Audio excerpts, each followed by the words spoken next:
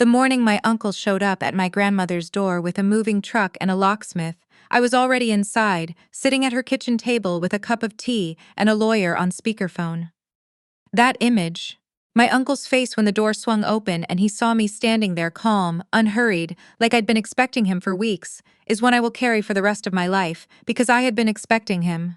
I just hadn't expected it to feel so quiet. Let me back up. My grandmother, everyone called her Gran, but her name was Rosemary, owned a property on the shores of Georgian Bay that had been in our family since 1971. Not a cottage exactly, a real house. 3 bedrooms, a wraparound porch, a boathouse my grandfather built himself over 2 summers in the late 70s. It sat on just under an acre of waterfront land outside of Midland, Ontario, and if you know anything about Georgian Bay real estate in the last decade, you know what that means. Appraisers had put it somewhere between $1.4 and $1.8 million, depending on the season and who you asked.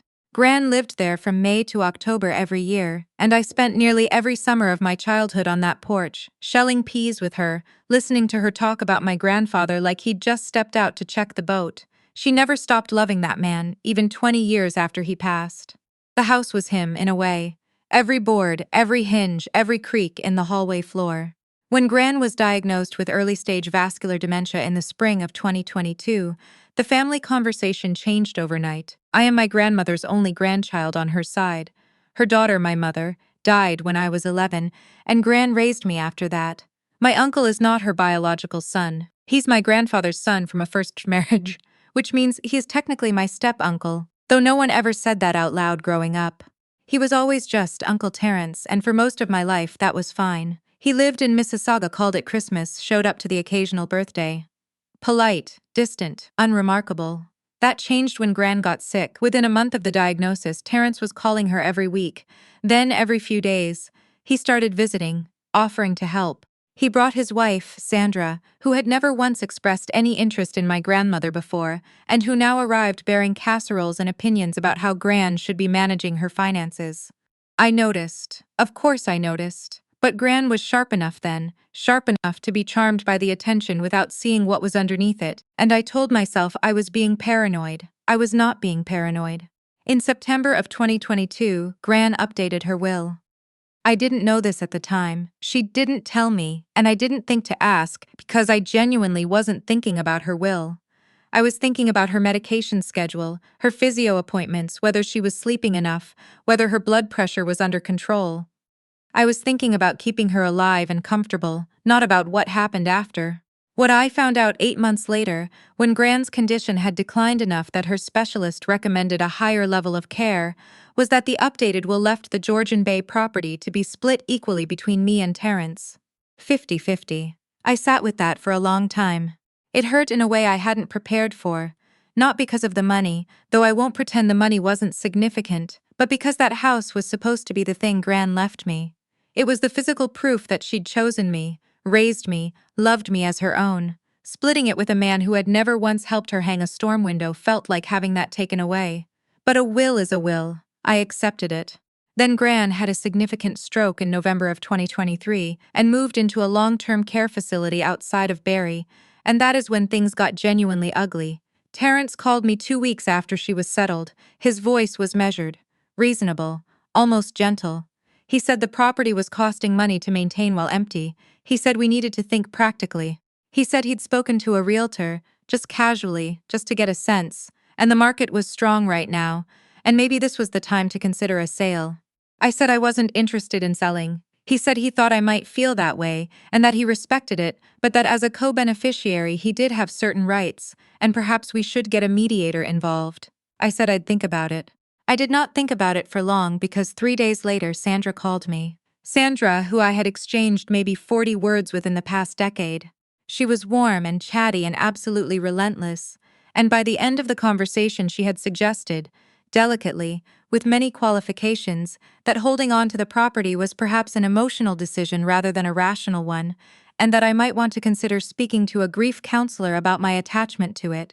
I hung up the phone and sat very still for about 5 minutes. Then I called a real estate lawyer. What I learned in that first consultation changed the shape of everything. Because Gran's will hadn't actually been probated yet, the estate was still in process, which meant the property technically remained part of her estate, held in trust until the will cleared. And because of that, and because Gran was still living, Terrence had no legal standing to do anything with that property. Not sell it, not access it, not make decisions about its maintenance without going through the estate trustee, who was me. Gran had named me sole estate trustee 18 months before the stroke, in a separate legal document that Terrence apparently hadn't known about, or had known about and was hoping I didn't know about. I still don't know which.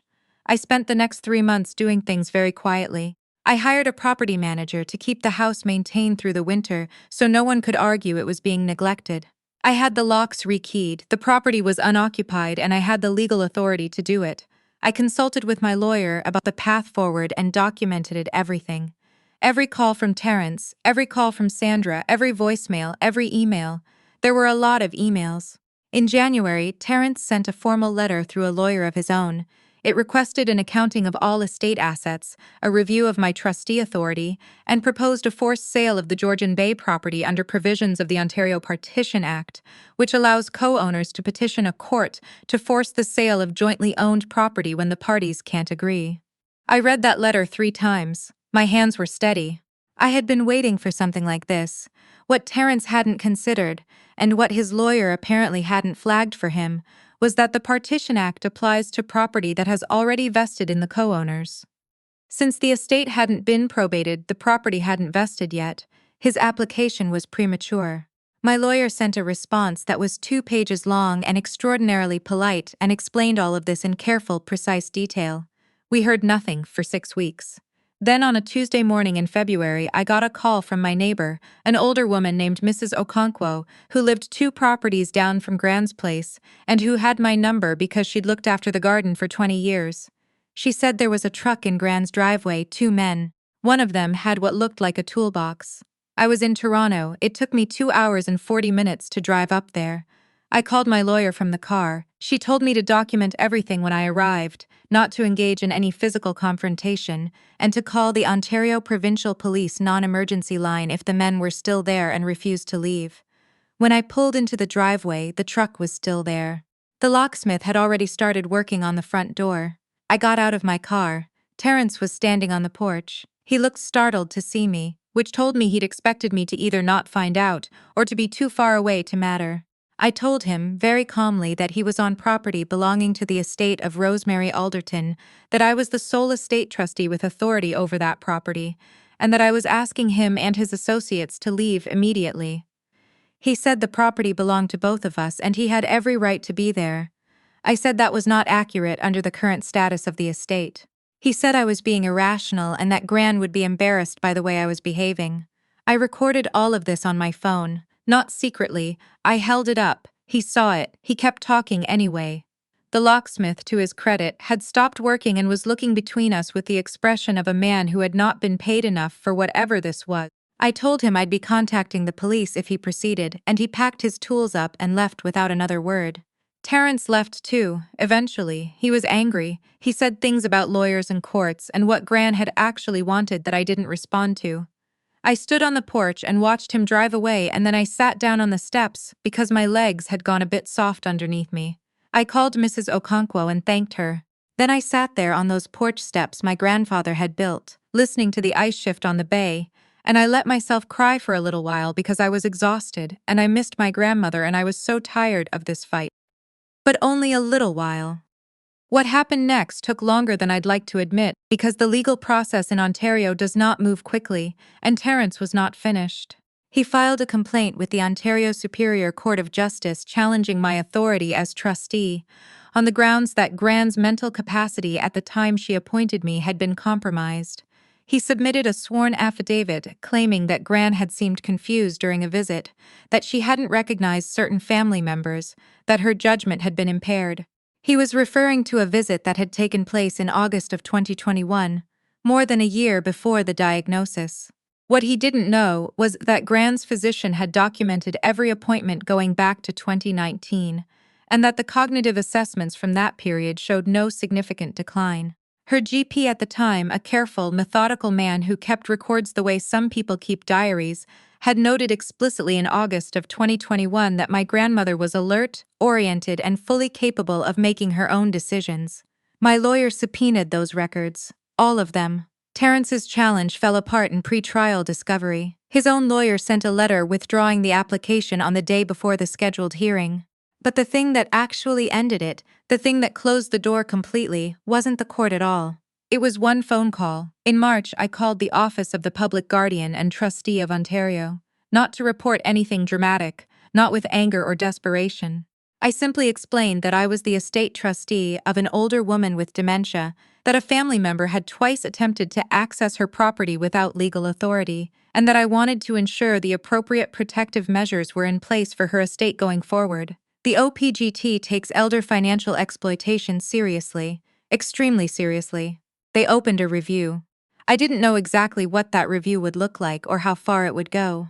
What I found out later was that the review included an examination of the changes to Gran's will from 2022, the update that had introduced the 50-50 split, and a look at what communications had occurred between Terrence and Gran in the months leading up to that change. What they found was a pattern of contact that raised concerns, frequent calls, visits.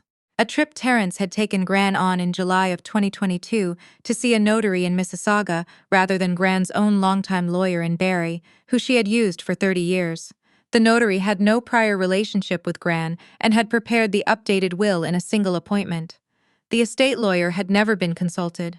Gran's physician had never been consulted.